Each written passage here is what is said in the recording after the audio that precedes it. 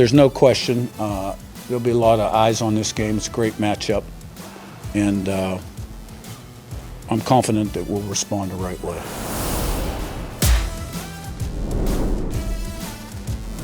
Hello and welcome in. It's always college football. I'm your host, Greg McElroy. Happy to have you here with us as we set the stage for what should be an outstanding conference championship week in college football. There's so many great matchups, by the way. We will break down every single conference championship game.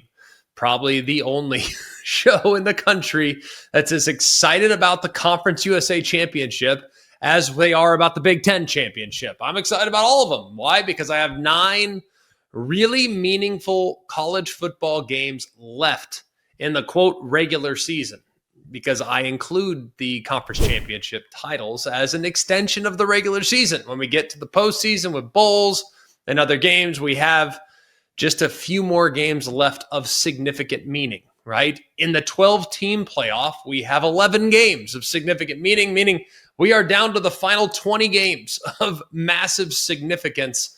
So we are not going to waste time by telling you, hey, this, that, the others. No, they all matter. And while some matter a little bit more as it relates to the college football playoff, there are still legacy moments this weekend, trophies handed out, significant breakthroughs for some teams and some conferences. And honestly, we got some chaos that could potentially come in the event in which a Power 4 conference championship doesn't allow chalk to fly. We'll see where it goes. Looking forward to it.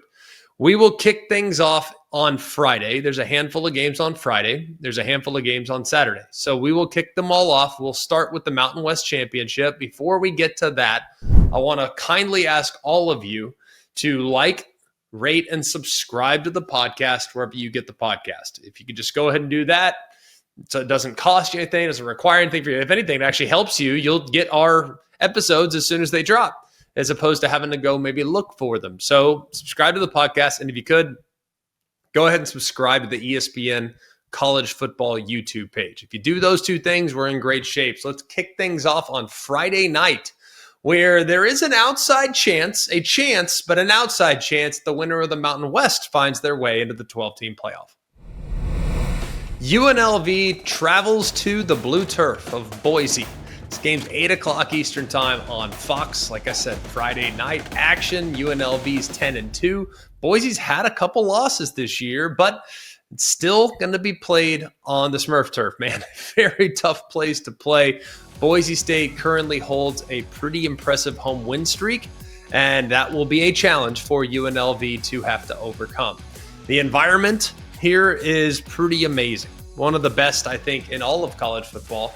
And this is a big opportunity now. This is the 3rd straight year in which UNLV and Boise have competed for the Mountain West title. It's a high stakes and a game that's maybe in some ways become a bit of a rivalry. I don't know if it has or not, but it does appear like it's heading in that direction with the success of both sides. But the Broncos have won 10 straight against UNLV. They have dominated UNLV in championship game settings. They won the 23 game by 24 points. They won the 24 game by 14 points.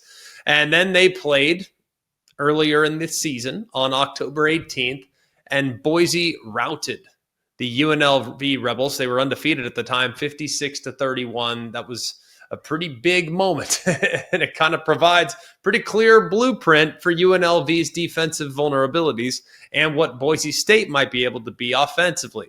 Part of the problem in that matchup is the fact that UNLV's defense, they allowed 562 yards of total offense, and it was a pretty beautiful split between nearly 300 on the ground and over 250 through the air. Running back Dylan Riley that day was amazing. He went for over 200 on just 15 carries, an explosive 13 per. And then Maddox Matson, the quarterback, he added to the attack with 4 touchdowns through the air and 253 yards. I mean, after the game, UNLV's head coach Dan Mullen basically said they needed to take ownership of some of the mistakes that were made and said that his defense was, quote, downright awful. So that should explain exactly how that game went. How will it be different this time around? Question number 1, what does Boise State's quarterback situation look like? Look, Madison's been sidelined, hasn't played since November 1st. That was against Fresno. He's a proven commodity. He's been around for quite a while. He's gone for nearly 2,000 through the air this year. Has had some interception trouble from time to time. That was all prior to the injury. And his effectiveness against UNLV was undeniable. I mean, he was great in that game. So if he's available and effective, he should restore some of the balance that really overwhelmed UNLV when they played in October. And it sounds like right now, listening to Spencer Danielson, the head coach, he's, quote, doing a great job in the training room. He's getting much closer. But leading up to the game against Utah State, he said it's going to be tough for him to be able to play this weekend. Well, we're now a week further. Will he be available? If he's not, then it'll be Max Cutford, who is a redshirt sophomore, former walk-on, has stepped into the starting role.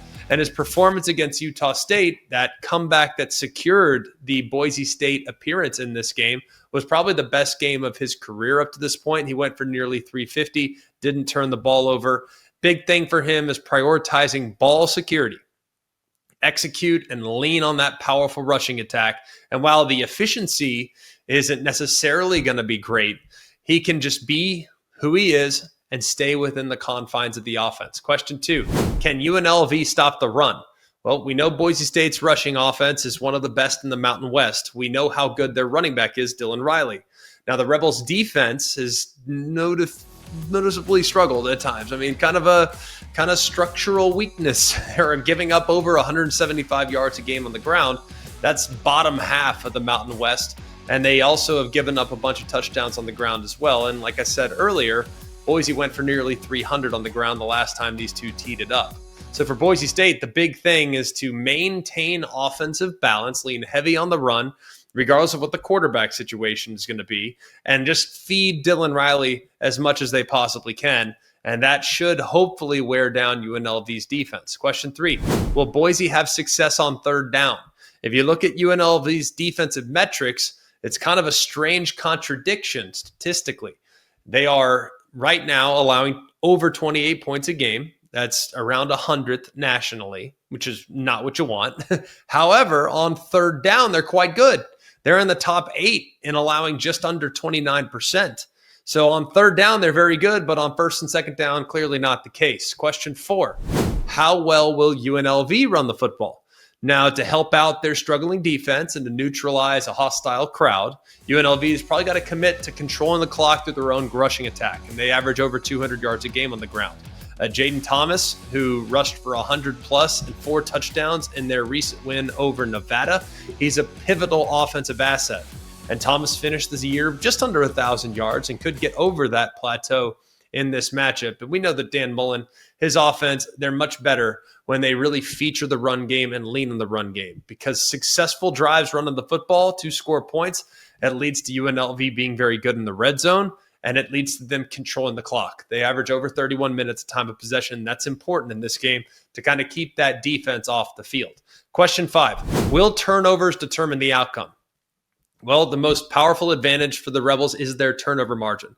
They are +7 this season. That's among the top 15 teams nationally. They have forced 21 turnovers, and they've turned it over just 14 times. Now, Anthony Calandria, their quarterback, exciting player, bit of a gunslinger, needs to be smart in this game. And if you look at Boise's turnover numbers, they're comparable. They've turned people over 21 times, and they have 16 turnovers themselves. So they've been pretty good in protecting the football. In Boise, if you look at the historical trend here, the Broncos are undefeated, 11-0, when the turnover margin is within one of the opposing teams since 2024. That means basically you need to force turnovers if you are UNLV. You need to have a margin of +2 or better. If you can do that, you probably feel pretty good about it. I'm going to take Boise. I can't unsee the rushing dominance that I saw the last time out against the Rebels. We'll go next to the AAC Championship. This is North Texas taking on Tulane. This game's 8 o'clock Eastern time on ABC. This game is also on Friday, and this is a college football playoff game. Both these two teams, regardless of the outcome, will likely be the highest-ranked G5 team. So at the very worst, they'll go. They might be one of 2 G5 teams in the 12-team field, but the winner of this game is in without questions because it picks a very high stakes matchup between North Texas, who's 11-1, 7-1 in the American, and the Tulane Green Wave, who's 10-2, 7-1 in the American. And look at these two teams, identical conference records. Tulane actually earned the right to host the championship at their field because they were higher ranked according to the CFP and some of the metrics that led to this decision. Question 1, can Tulane's defense contain the North Texas passing attack? Now, this is the biggest leverage point in favor of North Texas, is the disparity between their passing attack that features a lot of air raid principles and the defensive structure of the Green Wave secondary. Because the Mean Green, by the way, this could get tricky, Mean Green, Green Wave, right? So just hear me out, and I probably just refer to them as North Texas and Tulane. It's probably easier that way because a lot of green here when describing these two teams, right? The Mean Green / North Texas, their offense, they're one of the best in the country when it comes to yards per play, but it's mostly because of their passing attack. They throw for nearly 325 a game. That's second best in the country. Now, the core of this efficiency is their quarterback, Drew Mestemaker, and his stats are amazing. Nearly 3,900 yards passing, 29 touchdowns, just 4 interceptions, over 70% completion rate. He's already set an AAC conference freshman record. So when you take into account his low interception rate too, it further emphasizes just how aggressive yet in control he's been of this offense throughout. Now, the explosiveness of this attack leads to them being top 3 in yards per pass. They have excellent wide receiver personnel, a couple guys that can take over the game, led by Young, who's got 10 touchdowns and over 1,200 receiving yards. And this really will attack Tulane's major defensive weakness. They give up over 250 passing yards a game. That is 121st in the FBS. So you have great versus below average. That's a huge problem when looking at the offense of North Texas and the defense, especially in the back end of the Tulane Green Wave. And that, I think, will be problematic given how many yards per attempt and how they try to force the issue. Because Tulane's secondary, they do have challenges back there, but a lot of it has to do with the fact that if the pressure doesn't get generated up front to disrupt Mestemaker's timing, that's going to become an issue because those guys will not be able to cover for as long as Mestemaker might need to. Now, they also have generated 29 sacks, Tulane has. That's 32nd. So can they establish some type of pressure with a 4-man pass rush? Because you're going to need all 7 defenders back there to remain in coverage. If you start overloading the protection, if you try to blitz, you try to do all these other things, now your guys are on islands, and that could be a huge problem when covering these North Texas wide receivers. Question number 2, can Tulane control the tempo and sustain drives? Look, we know that North Texas wants to control the game through the air. So what does Tulane need to do to kind of talk them out of that? It needs to be imperative that they control the game on the ground. If you look at North Texas's defense, they have not been very good throughout most of the season against the run. The Mean Green are allowing over 200 rushing yards a game. That's 129th in the FBS. They allow almost 5 yards per attempt. That's 112th. They face a lot of carries. They have had to defend nearly 43 carries a game. That's second most in the sport. So people acknowledge this weekend and they try to take advantage of it, right? They want to take advantage of that front 7 defensively. And Tulane's rushing offense, pretty good, not bad. Nearly 170 a game. It's middle of the pack in the country.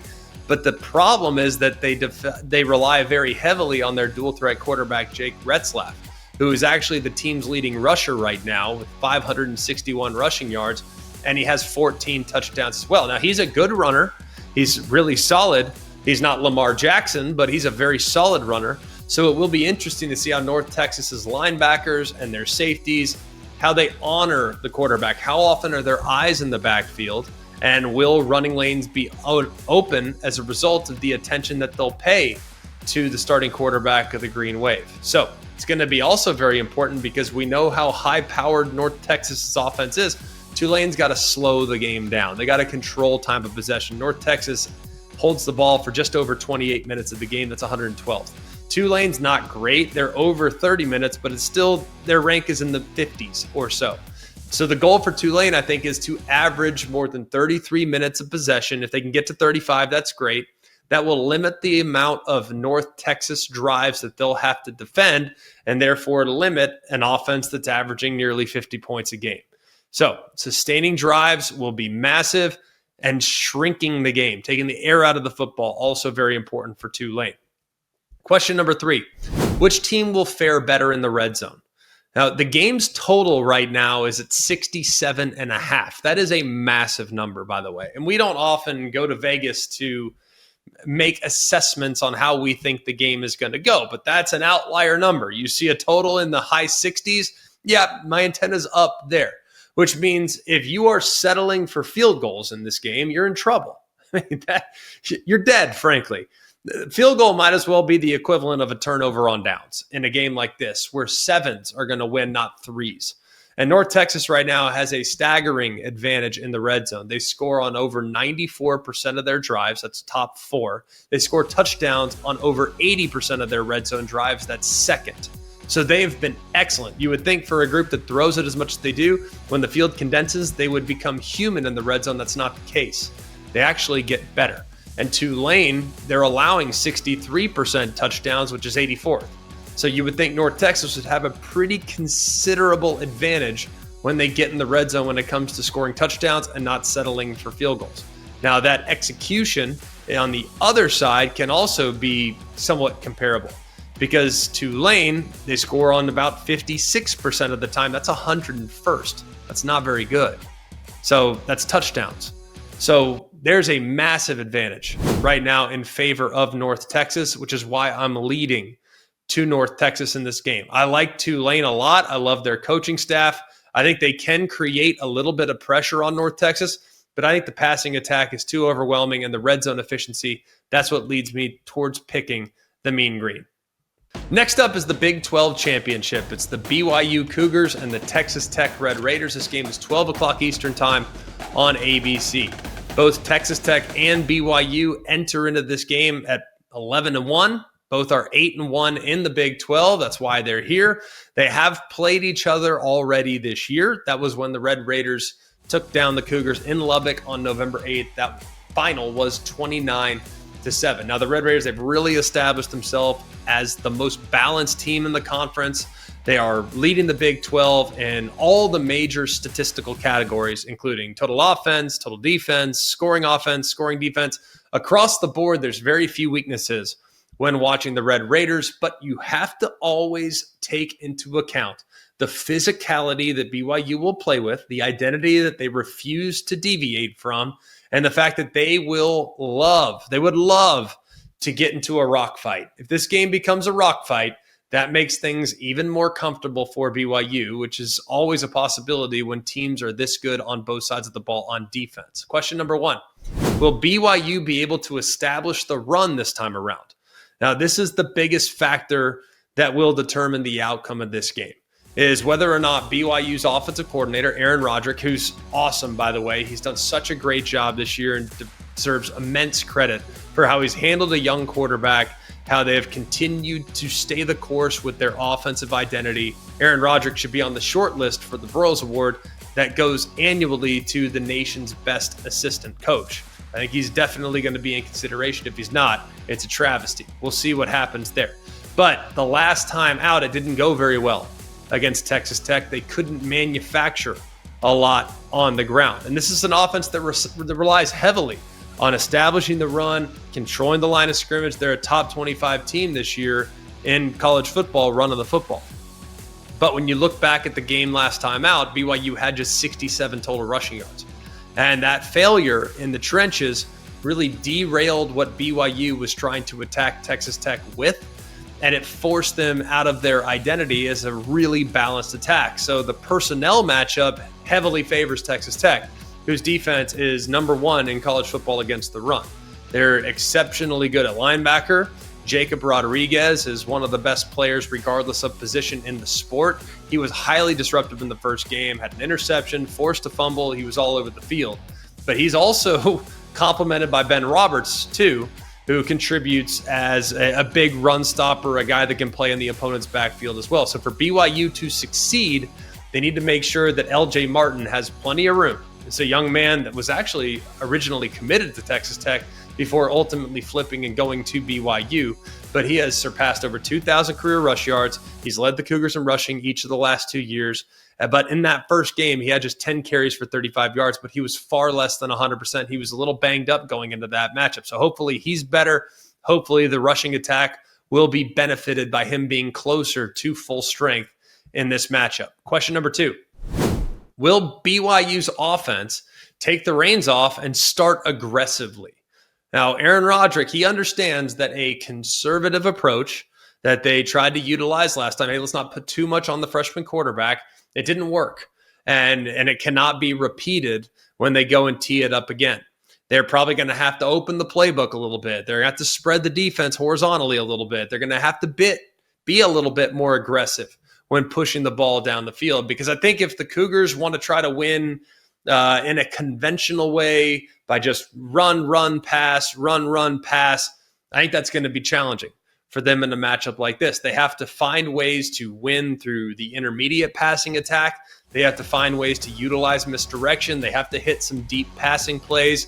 And they have to leverage the size and the athleticism of the receiver corps, because I think they have an excellent 1-2 punch at wide receiver.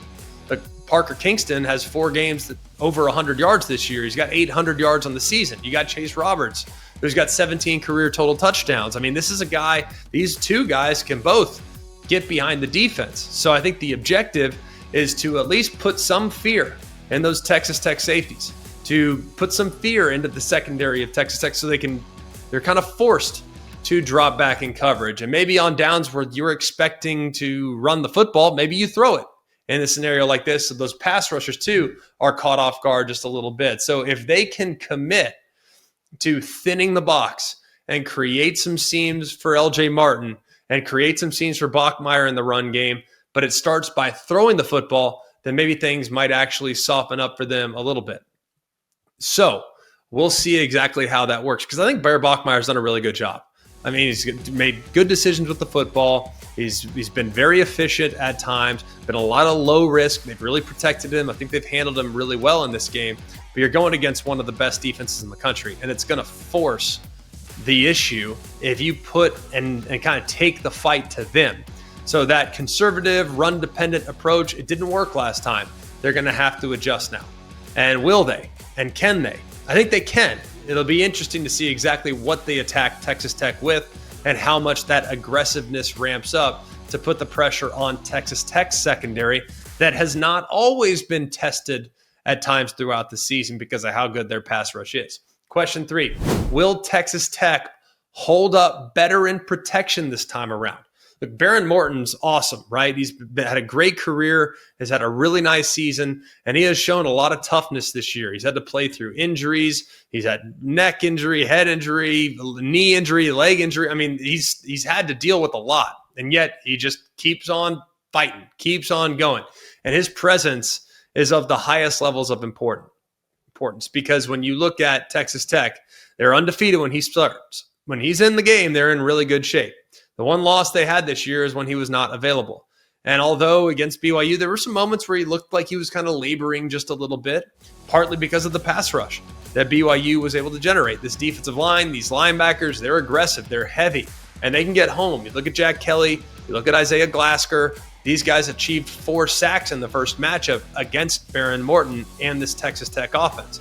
So this will be the second straight game in which BYU is probably pinning their ears back and probably trying to come after this offense. And BYU defensive coordinator Jay Hill, if he can replicate this pressure, if he can consistently force Baron Morton to move off his spot or take an unnecessary hit, then the likelihood of some inaccurate throws, maybe a bad decision, it increases dramatically.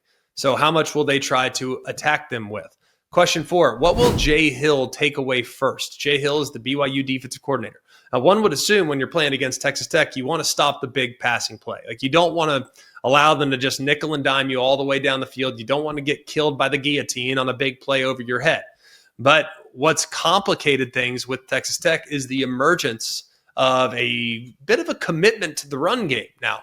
And if you look at the running backs for Texas Tech, they've been pretty good all year, but Cameron Dickey has been very solid here these last few weeks. He's second in the Big 12, or at least among the leaders in the Big 12, over 1,000 yards. He's got 13 touchdowns. He's very difficult to tackle. And if you look at him in the open field, man, it's not often when a defender gets him down when they're in a one-on-one situation. Just go watch the game against Kansas when he went for about 260 on the ground. So Jay Hill's defense is going to have to really make an interesting decision.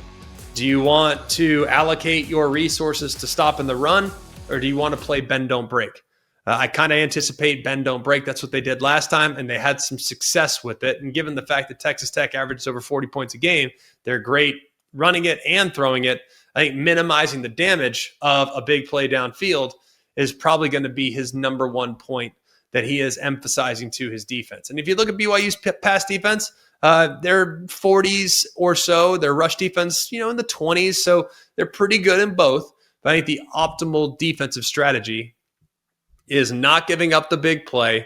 Do your best with the front seven to contain Cameron Dickey. And then on obvious passing downs, hope that your pass rush can get home and accelerate the process for Baron Morton. Because if Dickey is really good on first and second down, then Texas Tech can kind of dictate the tempo. They can control the time of possession, and they can get that offense into a really nice rhythm. But if BYU can kind of force Baron Morton to beat him through the air on third and longs, that's when the defense can pin their ears back with pressure packages and potentially get them on the ground like they did in the last time out. Question number 5, will Texas Tech finish in the red zone? Because the last time, that was a big issue. Now, they won the game convincingly, but that was mostly because of how well they played defensively and how opportunistic they were at times. But last time out, they had 7 red zone penetrations and just 2 touchdowns to show for it. They kicked 5 field goals in the game. I don't know if that's a repeatable recipe, so they got to be more effective when the field condenses. They're inside the 20. And then question 6, will BYU play a cleaner game this time around? Because if you watch that game last time, it was a lot to a little. It was a beatdown, there's no doubt.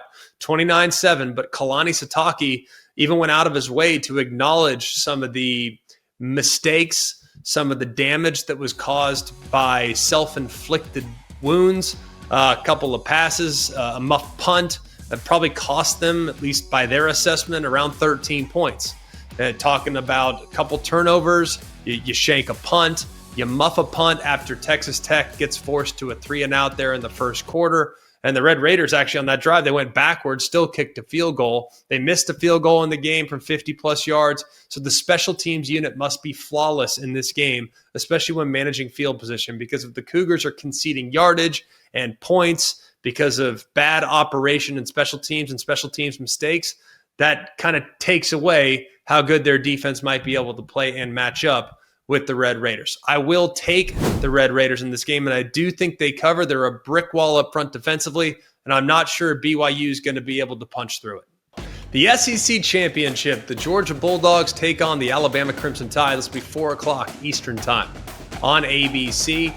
You have another top 10 matchup between two teams. This pairing, this matchup has kind of defined the highest level of competition for the better part of a decade in all of college football. And for Georgia, you got Kirby Smart. This game offers a chance of kind of some redemption, a solidification of their standing as the premier program in the Southeastern Conference, despite that blemish on their record that was inflicted by this very Alabama team earlier in the season. And for Alabama, under Kalen DeBoer, his second year, game's an opportunity to kind of validate a new era and proving that Alabama's dominance is more institutional rather than surrounding one individual, that individual being Nick Saban. So massive here for Kalen DeBoer to potentially get his first SEC championship, and for Kirby Smart to kind of reestablish dominance there in the Southeastern Conference. And if you look at Kalen DeBoer's track record against Kirby Smart in 24 and in 25, both games in the regular season, he was victorious.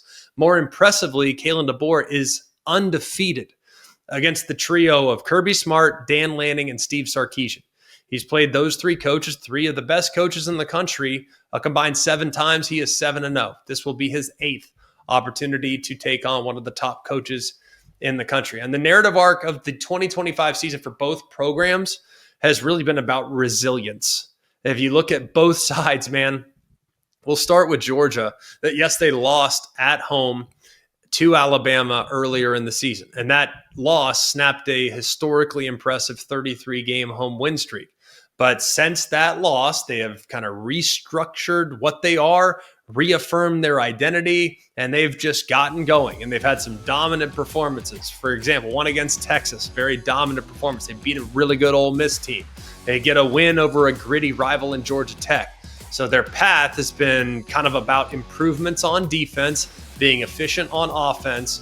But this team feels like they're on the verge of playing the best football of their season here, not just in this game, but probably in the postseason as well. And for Alabama, the journey's been a little more volatile. I mean, their first game, when they played against each other, Alabama and Georgia, they scored 17 points in the second quarter, but was shut out in the second half. So they've had some really high highs and some low lows.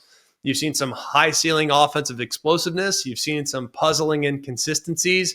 You've seen some nail biters, like against Oklahoma, against South Carolina, against Auburn. Most recently, there have been some really interesting games for Alabama. Every game feels competitive, every single one, but they are clutch. And they have demonstrated that all throughout the season. And it does feel like, too, defensively, they've improved drastically since the last time they played against the Georgia Bulldogs. So what will determine the SEC championship? What a fun matchup. I love when Georgia plays Alabama. It's just so good.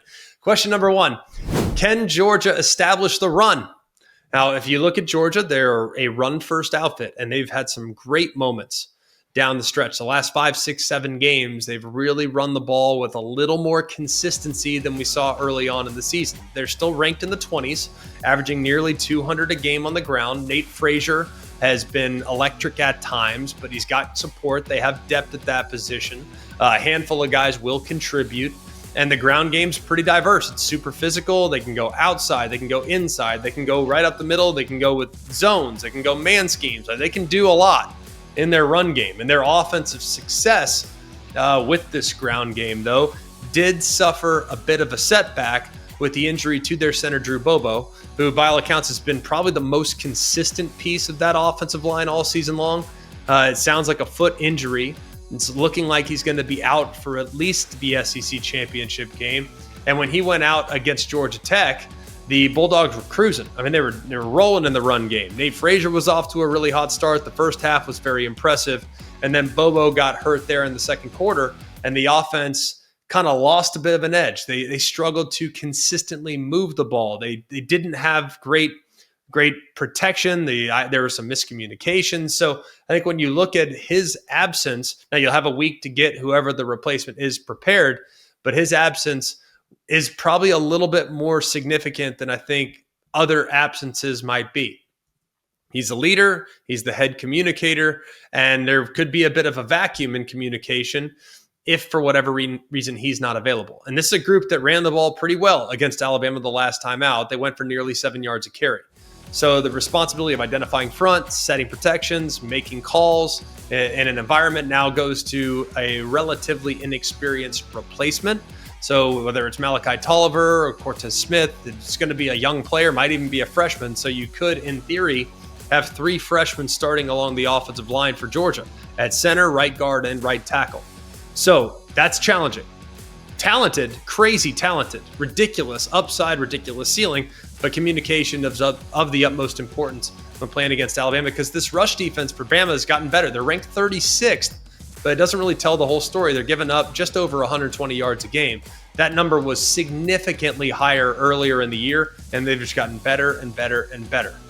And that, I think, will be a big part of this matchup, is how well will they fit the run? Because if you look at times when they struggled earlier in the year, even their most recent game against Auburn was able to run for pretty decent yardage, about $150, $155 or so. Some of it were run fits. So if Georgia can replicate some of the success, go for over 150, it will allow them to kind of control the clock and kind of keep Alabama's offense on the sideline and kind of dictate the terms of this matchup. Question number 2, can Alabama again attack Georgia's secondary? Now, Ty Simpson has had some great moments throughout this season. You look at the numbers, still very impressive, over 3,000 yards, 25 touchdowns, just a couple interceptions. And I think he's done a really solid job at times. Last time out, though, against Georgia, he was very good when making off-schedule plays. He was the biggest differentiator with his decisiveness, his accuracy, how he got the ball out, how he got it to the right receiver. In the first meeting, he was unreal. Maybe the best game of his career, or at least one of them. He was 24-38 for 276 and a couple touchdowns. He also added a touchdown on the ground. So his ability to kind of stay pocket, extend plays, it kind of neutralized Georgia's pass rush, which struggled at times to kind of maintain rush lane integrity against a guy in Simpson that is pretty dang mobile. And he can turn what looks like a broken play into positive yardage, and it might force Georgia's secondary to cover for extended period of time, which can lead to breakdowns in coverage. And that's kind of what will allow Alabama's receivers to potentially create extra separation. Now, in the first meeting, Alabama aggressively attacked Georgia's secondary. They went after their young defensive backs. Well, those young defensive backs, they've now played a ton of football. And it was a deliberate effort last time out to take advantage of their least experienced players and to force one-on-one coverage. Now, targeting those guys with some deep shots, layering some crossing routes, some quick timing throws, that was really good, and it led to chunk yardage. But will those defenders still be as gettable now as they were last time around? Because since that game, Georgia's defense has really evolved. They've really emphasized being very sound in their pass rush. They've done a better job in coverage with their match integrity in the back end. So the defenders, they're doing a better job with their pass rush lanes, better job with their run fits, and it does feel like they've been stickier in coverage, especially when guys start to extend off schedule. Question number 3, how aggressive will Georgia be offensively? Now, Gunnar Stockton has been a tremendous distributor within Mike Bobo's scheme. And he's done a great job of getting the ball out, being accurate. He's a tremendous runner as well. And his game against Alabama the last time out was not quite as good. There were a couple misses. There were a couple significant drops. This receiver core, I feel like, is improved. They have enabled this receiver core more this time around than they had the last time around. So I do think it will be a tougher cover for Alabama this time out than it was the last time. But I do think Alabama's back end might be slightly improved as well, even though that group, for the most part, has been pretty good all season long. Question number 4, how much will Alabama rely on running the football? Look, Alabama is in the hundreds when it comes to rushing offense, and that's with Jam Miller. And we don't know right now what the circumstances are surrounding Jam Miller's injury, because he did leave that game against Auburn with a lower leg injury. He had left that game with 83 yards on 15 carries and is still in the midst of kind of undergoing testing and things like that. But the last time we saw him, he was on crutches. And Alabama, they're going to have to stay somewhat committed to running the football. And if you watch against Georgia the last time out, there were just a play or two, a guy or two, a tackle or two that if they could have just made one guy miss, there was some yards to be had. They actually ran the ball quite well in that matchup. I would argue that was one of the better rushing performances that Alabama's had this year. And the numbers won't reflect that, but as far as getting hat on a hat, it was better than it'd been. And if they can just commit to the run a little bit, it might force a safety up into the box, and then you could take advantage of some matchups with Jeremy Bernard and with Isaiah Horton and with what might be a fresh and reliable Ryan Williams and Lottie Brooks and Rico Scott and others. So how much will Alabama lean on running the football? And if Jam Miller's unavailable, does the threat of the run go out the window a little bit with a heavy reliance on Daniel Hill or a freshman back in A.K. Deer? The other thing you got to account for, too, with Jam Miller is he's elite in pass protection. So his absence, it could be significant, knowing that Georgia's linebackers, they blitz with a lot of violence. I mean, these guys really know how to blitz and how to inflict a lot of contact against whoever's picking them up in protection. So that's something to watch as well. How much will Alabama run the football? And then whoever's in there at running back, how will they handle some of the protection that they'll be asked to deliver for their starting quarterback? Question number 5, can Georgia get off the field on third down?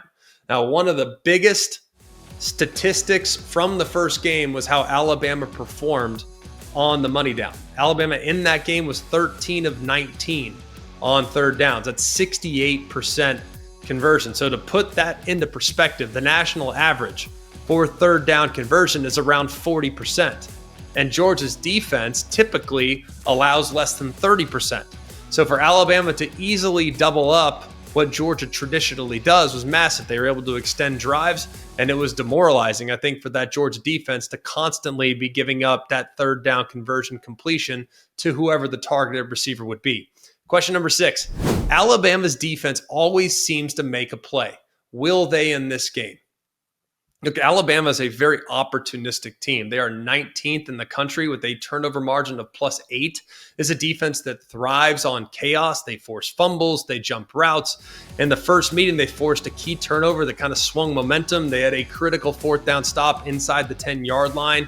So this Alabama team, on defense, they might give up some, but they also seemingly always make a play. And Georgia comes into this game -1 in the turnover margin.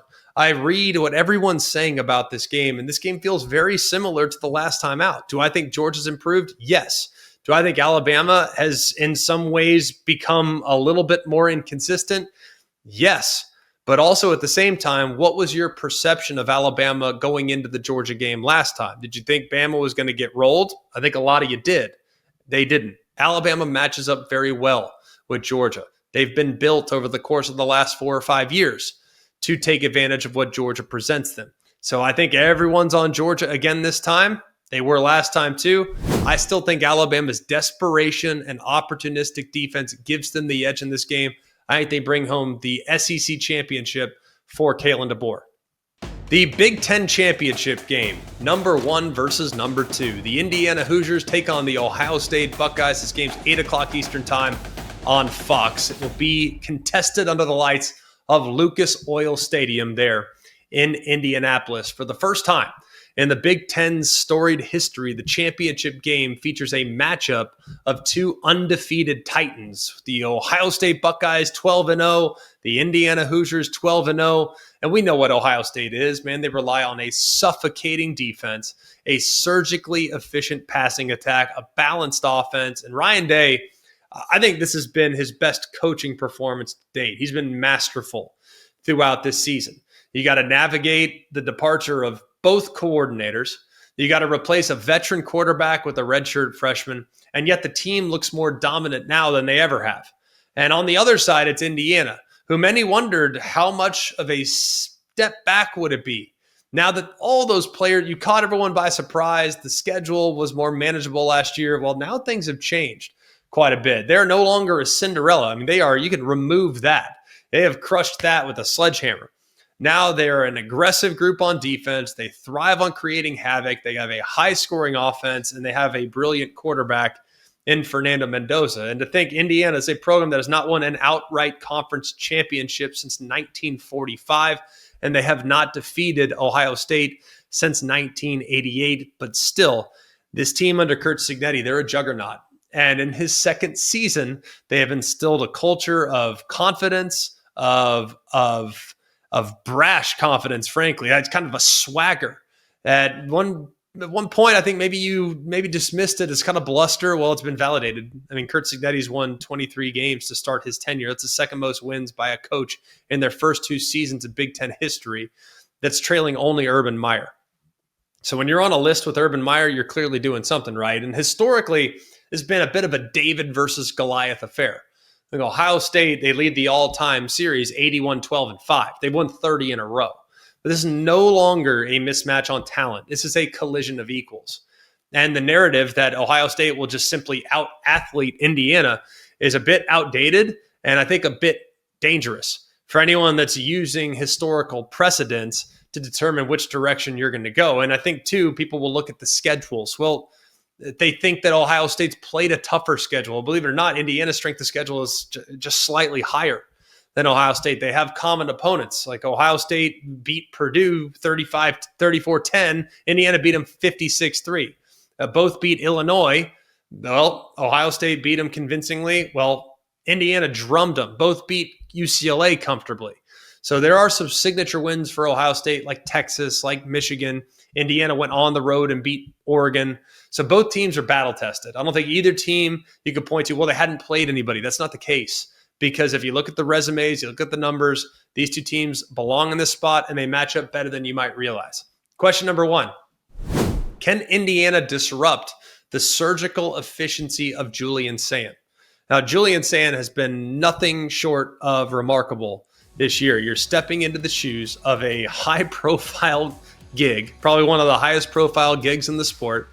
The past Buckeye greats all expecting you to just fill right in, have no drop-off whatsoever. And as a redshirt freshman, to think his first start was 12 games ago is ridiculous. He leads the country in completion percentage. He's gone over 3,000 yards. He's got 30-5 touchdown interception ratio.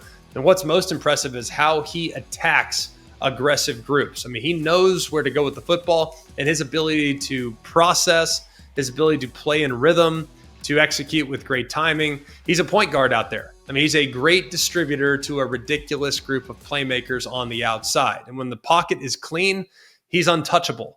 The guy is well north of 80%, about 84% when the pocket's clean, with a 21-2 touchdown interception ratio. So his ability to pre-snap, his ability to quickly get the ball out, deliver the ball with elite accuracy down the field is amazing. And for Indiana, their defensive plan will center around trying to confuse the quarterback, showing blitz and dropping out, rushing three, looking like it's going to be a lot and just bringing three, or making it look like it's going to be nothing. Here comes the pressure. They want to muddy the picture for the young quarterback. They want to force Julian Sand to hold the ball. If they can make him just hold the ball for just ever so slightly, that efficiency and rhythm that he plays with, it might suffer just a little bit.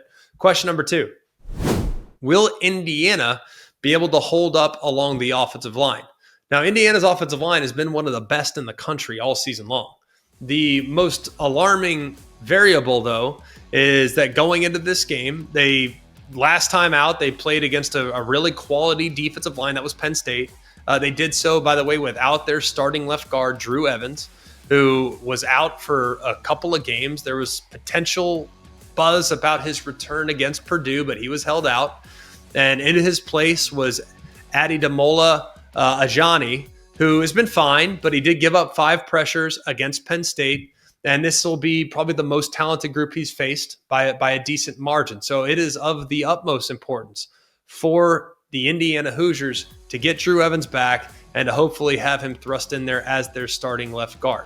They have great running backs, and they can carve you up. And if you can kind of punch through the first line of defenders, they can be a problem when you get to the second level untouched. So Hemby, Black, Martin, they're as solid as it gets. The problem is they're going against the Buckeyes defense that is allowing less than 8 points a game. This is an elite front, and they can wreck the game without even blitzing. And if you look last year when these two teams played against each other, Curtis Rourke was sacked 5 times. And this is an Ohio State defense that in some ways I think is a little bit more disruptive against the pass than they were a year ago.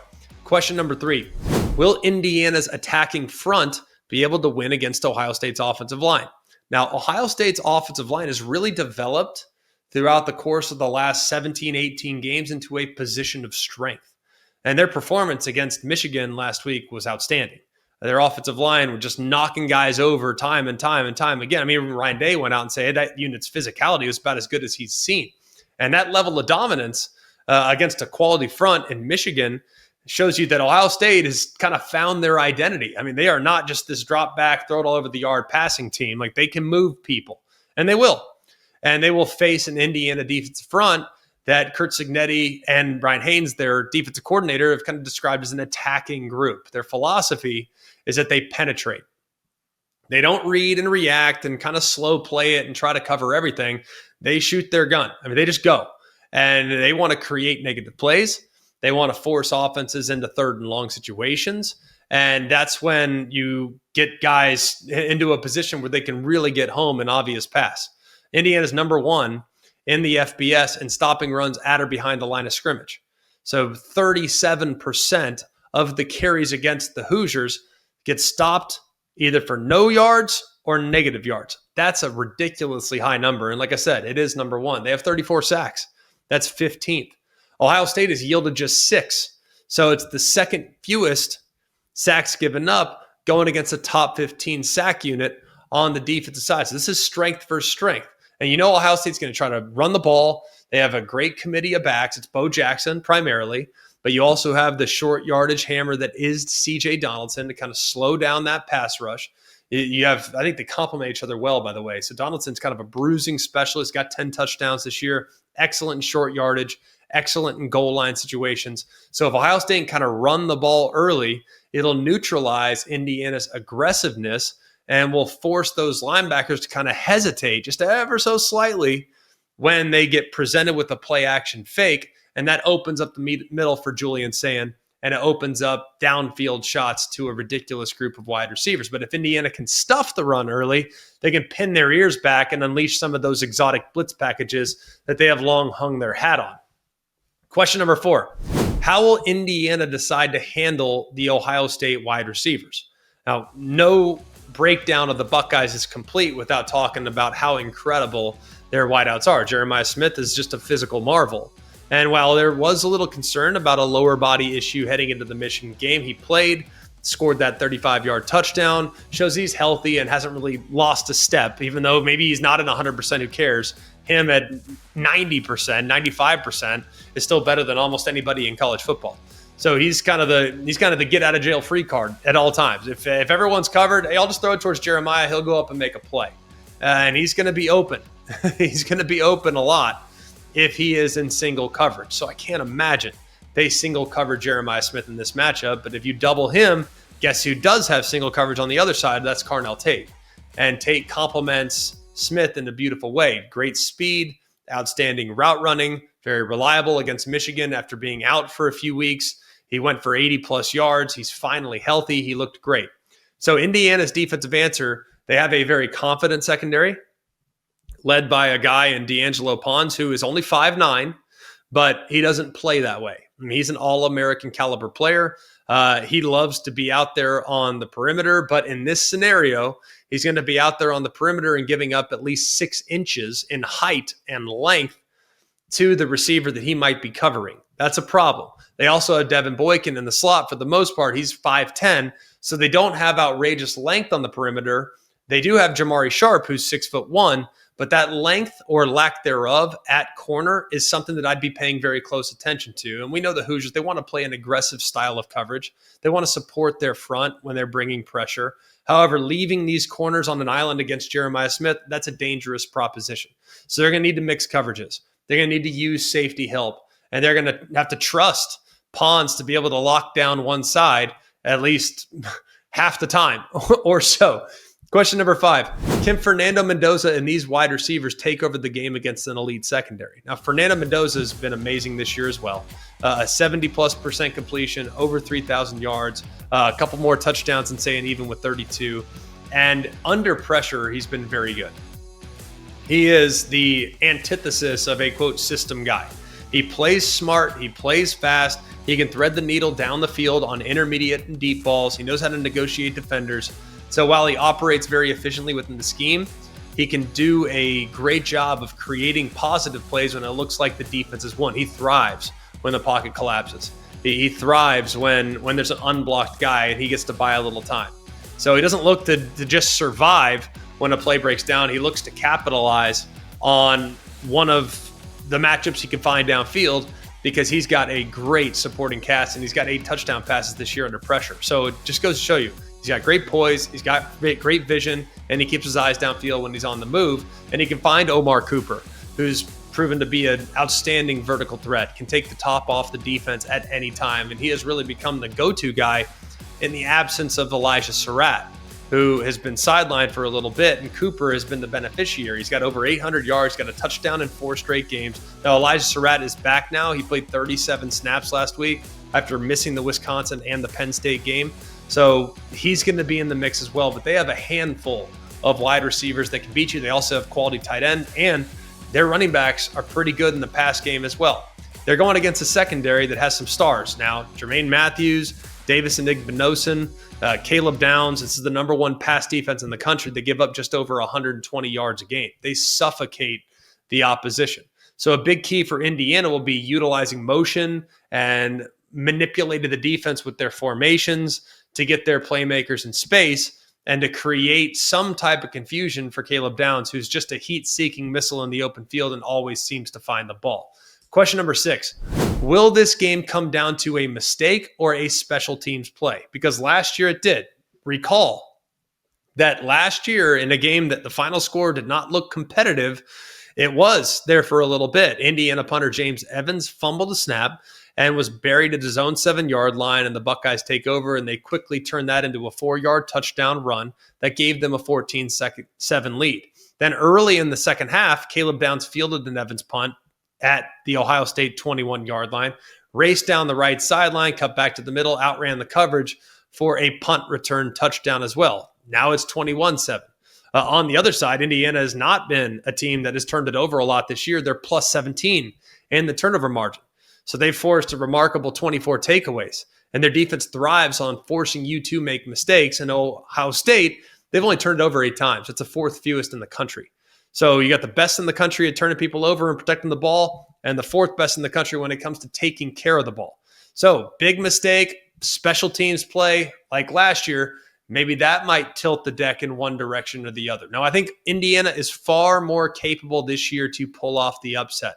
But I think their secondary is going to struggle with Ohio State's length at wide receiver. I think they need to force a couple turnovers to steal it, but I don't think they will. Give me the Buckeyes. I think they get it done. The ACC Championship game pits Duke against Virginia. Virginia about a 3-point favorite. This game's 8 o'clock Eastern time on ABC from Charlotte, North Carolina. A high-stakes rematch. These two teams played just a couple weeks ago. Virginia needing a win to punch their ticket to the college football playoff. They are 10-2. They're 7-1 in the league, and they've done a great job under head coach Tony Elliott.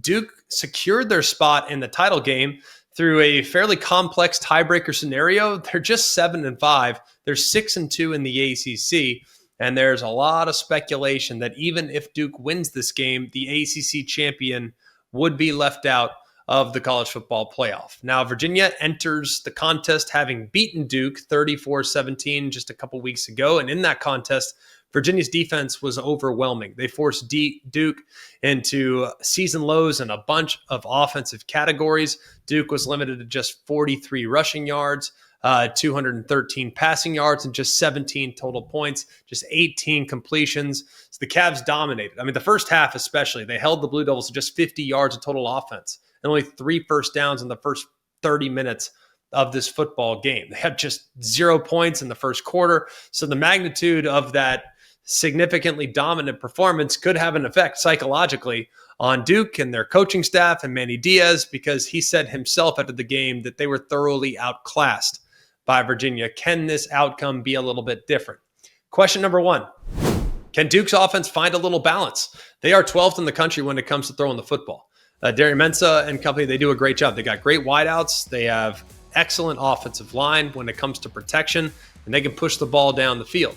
However, there's a significant inability to generate a lot on the ground. They're 97th right now in the FBS with just over 130 yards a game. And this failure to create balance will allow Virginia's defense to really commit the resources necessary to slowing down Duke's passing attack. So can they try to create a little balance, just talk Virginia out of just defending the pass? I think that'd be very, very helpful. Question number 2. How much will Virginia lean on their rushing attack? Now, Virginia's offense is built on establishing a successful run game. About 190 yards a game on the ground. Their running back, Jamari Taylor, is a central figure, nearly 1,000 this year, 14 touchdowns. He's been excellent. And in the previous matchup, Taylor was great. He had over 130 yards and a couple touchdowns on just 18 carries. And Duke's defense, they are 54th against the run. They give up about $140 a game. Virginia is really good, too, when it comes to controlling the clock. They possess the ball for over 32 minutes. That's 17th in the country. And Duke, on the other side, because of how much they throw it, they're just over 29 minutes. So controlling the flow of the game will be significant. And if Virginia can run the ball, that will tilt the scales in their favor. Question number 3. Can Duke somehow find a way to neutralize the third down disparity? Now, Duke's offense, while they're great in scoring, they're great in the passing attack, they struggle on the money down. They are 72nd right now in third down conversion percentage. They convert less than 40% of their third downs. Virginia on defense is really good. When it comes to third down defense, they are number 2 in the FBS in third downs. They allow just over 27% conversion. So that's a middle tier offense in Duke against an elite third down defense in Virginia, and that's paramount to defensive success. Of course, it dictates drive termination, it dictates field position. So when Virginia has the ball, there's even a bigger gap between the two teams because Duke's allowing over 46%, that's 128. And then Virginia, they do a pretty good job, obviously, converting third down. So there's massive gap in favor of Virginia on third down in this matchup. Question 4, which quarterback takes it to the next level? The Virginia quarterback Chandler Morris has been really good. The last time out against these two teams, 316 yards, 2 touchdowns through the air. He's got great weapons. Trell Harris had 8 for 161 in this matchup against Duke's vulnerable pass defense. They give up a lot of yards through the air, and that's a big reason why UVA was able to create some opportunities down the field. And Morris's presence is very important.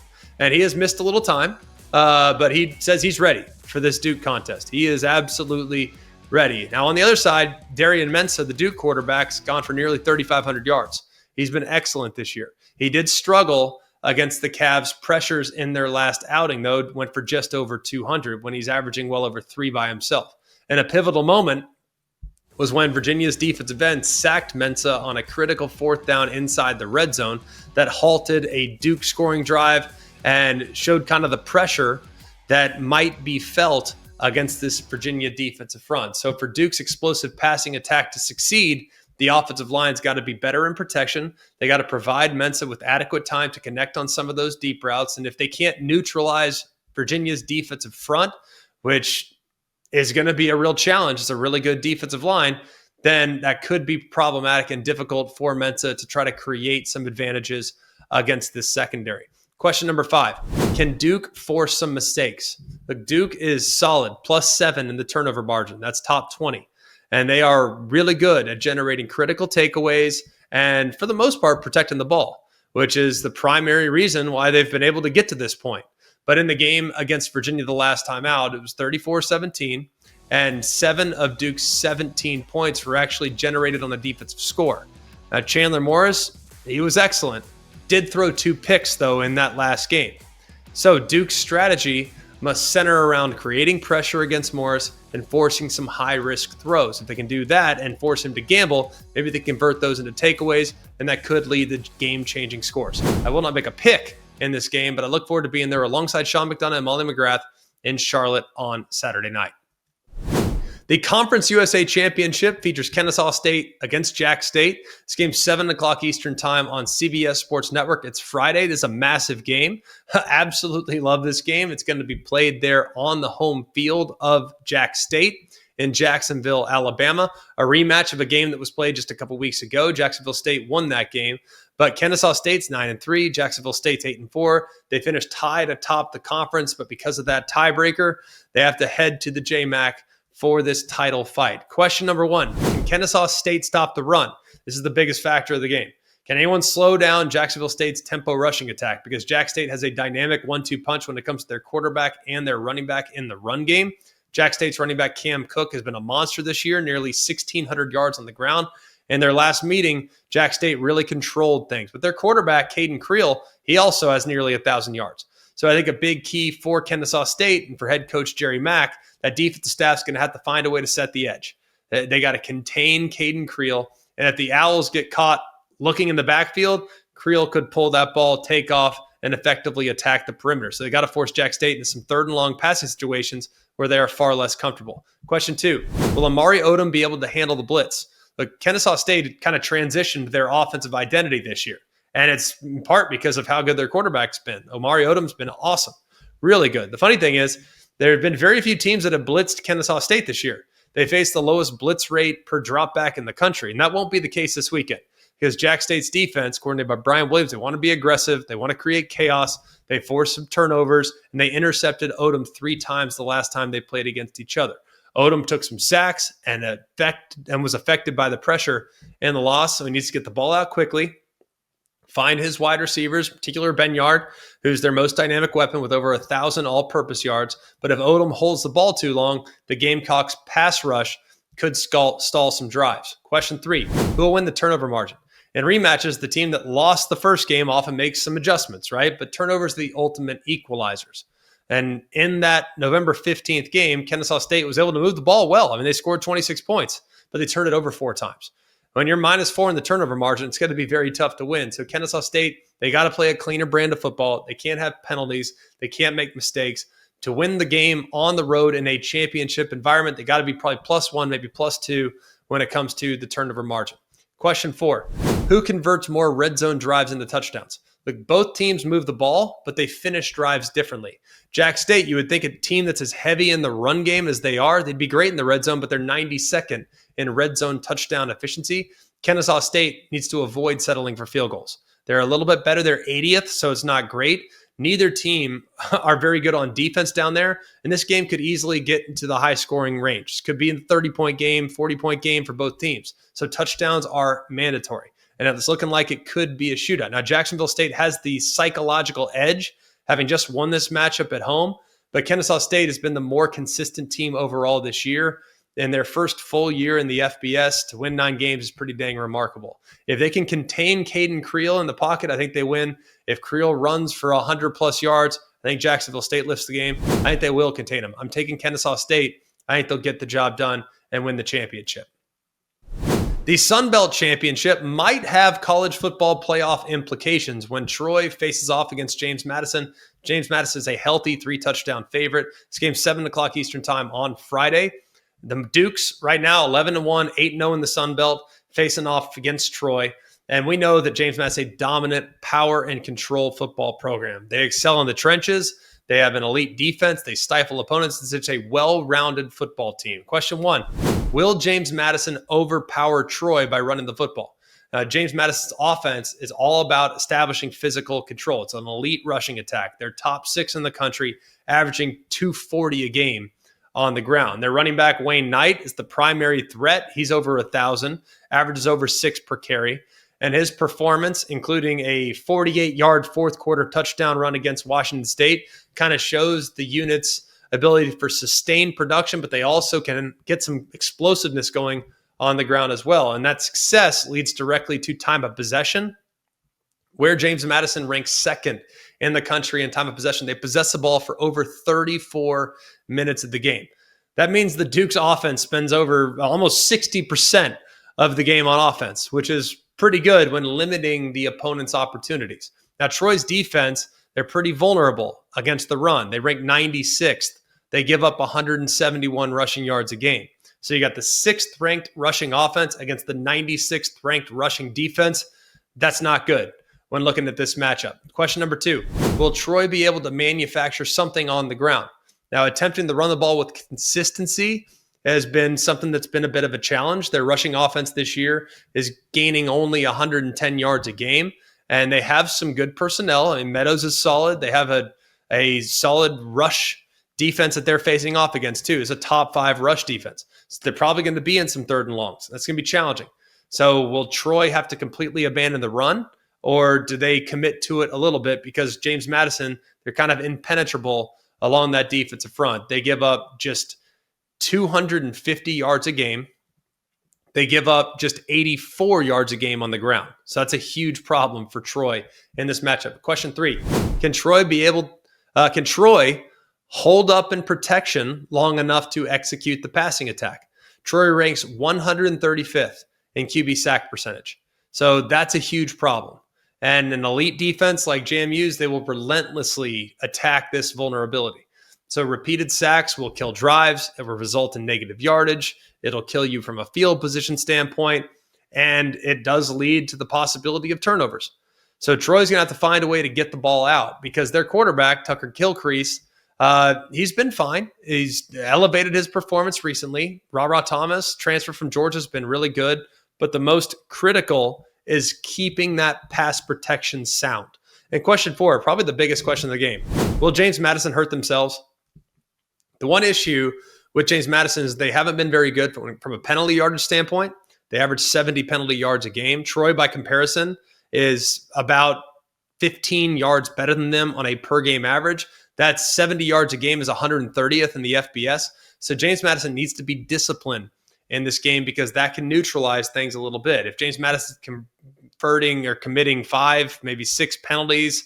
That can kind of negate some first downs. It could force a turnover. It could push them out of field goal range, and it could keep Troy in the game. I think James Madison will control this from start to finish, and I'd lay the points. They're a dominant outfit, and with a big win, they might just find their way into the college football playoff, depending on what happens in the ACC Championship game. The MAC Championship features Miami, Ohio against Western Michigan. This game's 12 o'clock Eastern time on ESPN. This game is Saturday morning / afternoon. This is going to be played at Ford Field in Detroit. It's a rematch of a game that took place at the end of October. Miami, Ohio won that game 26-17.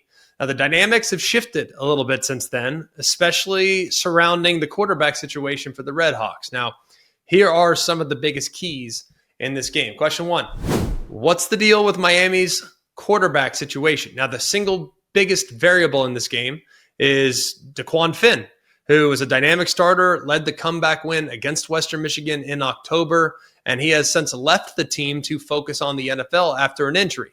So initially, they went to Henry Hessen, who played kind of poorly in the 24-3 loss to Toledo. He was then replaced by true freshman Thomas Gostkowski, who stepped up and managed the game pretty well in the regular season finale against Ball State. Now, as his first career start of against Ball State, 3 touchdowns, over 200 yards. He's a freshman. Will he be able to handle some of the complex pressure packages of a championship game on a neutral field? Question 2, can Western Michigan's pass rush attack Miami's protection? Now, the Broncos have one of the most disruptive fronts in the MAC. Their group leads the conference in sacks. It's anchored by their outstanding defensive end, Nadame Tucker, who's among the national leaders in sacks. He's got over 10 this year. And in the first matchup, DeQuan Finn was able to use his mobility and kind of create and extend and escape sacks and create off broken plays. But if you have a slightly less mobile quarterback, will the offensive line be able to handle some of the Broncos' stunts? And Miami's offense might stall a little more often than they did the last time around. Big key for Miami is to avoid those 3rd and long situations where Tucker, one of the best edge rushers in the country, can pin his ears back and go after the quarterback. Question 3, can Miami's defense contain Brock Lowry? Now, Western Michigan's offense kind of flows to their quarterback. Brock Lowry's very effective. He kind of serves as, he's like a secondary running back. He's got 14 rushing touchdowns this season and nearly 900 rushing yards. So they're going to use him a lot in the quarterback run game, the option run game. And Miami's defense, they're the 28th ranked defense in the country, so they've been pretty good. And they did a really good job in the first matchup limiting the explosive plays that could be created by the Broncos on the ground. So it's very important for Miami's linebackers to remain disciplined against read option. They bite on fakes. Lowry can pull the ball and really gash them for some easy yardage. Question 4, which team will be more effective in the red zone? This is kind of a lopsided stat that favors Miami here. Because Western Michigan, yes, they can move the ball between the 20s, but they're near the bottom of the FBS when it comes to red zone offense. They frequently have to settle for field goals as opposed to scoring touchdowns. And Miami's strength, their defense, is really good at tightening up near the goal line. In the October game, they limited Western Michigan to just 1 trip inside the red zone. And if Western Michigan kicks field goals while Miami's scoring touchdowns, the Broncos will be on the losing end. Question 5, will Miami be able to make the game ugly? Now, Miami, they thrive on chaos. They rank 19th nationally in turnover margin. They don't beat themselves. Western Michigan been a little bit looser with the ball at times in a championship environment. A single turnover, it gives Miami potentially the short field. That could be the deciding factor of what might be a low-scoring defensive battle. I'm taking Western Michigan. I think their pass rush will overwhelm Miami's backup quarterback situation.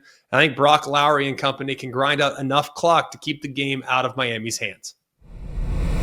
That'll do it for us here at Always College Football. We hope you guys are as excited as we are for these conference championship games this weekend. Ring games, trophy games, these games matter. They're still some of my favorites. I know they might not mean as much in an expanded playoff, but I still care greatly about conference championship weekend. That's for sure. We hope you guys do as well. We got 4 great games to look forward to on Friday. We have 5 games to look forward to on Saturday. So get your popcorn ready and sit back, relax, and enjoy what is one of the last big days of the college football week. It's unreal, man. I can't believe we're almost done. I mean, the season being over is just depressing, but I digress. For all of us here at Always College Football, we encourage you to go ahead and like the podcast, subscribe to the podcast, and then check us out on Sunday. I will be traveling. I'm calling the ACC Championship game. We'll go deep in the night there in Charlotte, wake up first thing in the morning, fly to Bristol, Connecticut, on American, by the way. No PJs here. Fly to Bristol. We'll get in a car, go to the ESPN headquarters, and we will do 3 hours of coverage on Selection Day.